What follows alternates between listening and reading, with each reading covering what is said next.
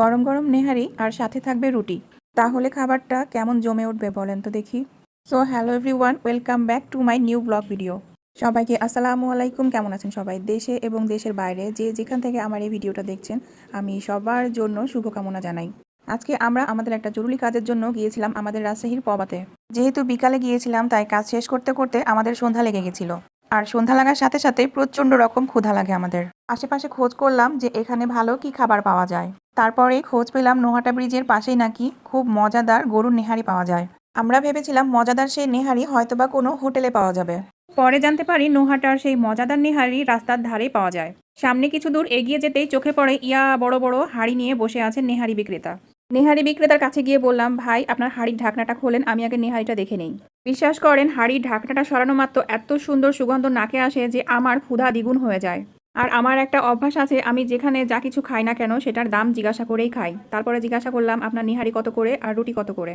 রাজশাহীর নোহাটাতে আমি নেহারির দাম শুনে একটু অবাক হলাম, কারণ অন্যান্য জায়গাতে আমরা খেয়ে থাকি 130 টাকা থেকে শুরু করে 250-350 টাকা পর্যন্ত, কিন্তু এখানে এত মজাদার নেহারিগুলো মাত্র 100 টাকা করে।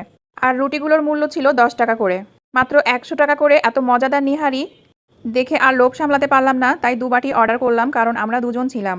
গাইজ, এখন আপনাদের মধ্যে হয়তো বা 2-4 জন আমাকে বলবেন, আফা এগুলো মরা গরুর নেহারি, এই নেহারি ভালো না, খাইলে পেট খারাপ করবে, এইটা সেইটা আরও নানা ধরনের কথাবার্তা।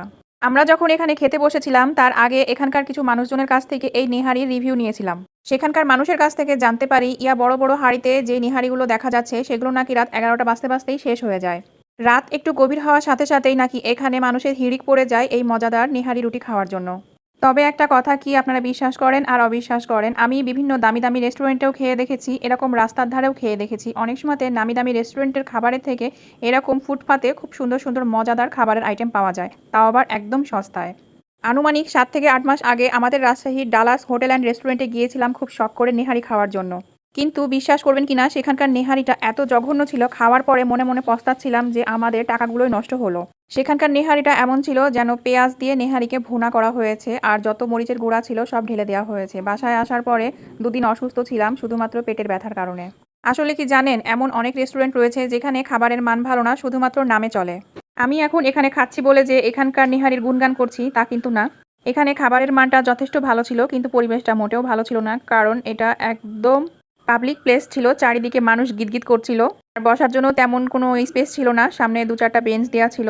আর আমি যেহেতু একটু শান্তি করে খেতে পছন্দ করি, তাই সোজাসুজি পা তুলে আসন দিয়ে এখানে বসে পড়েছিলাম।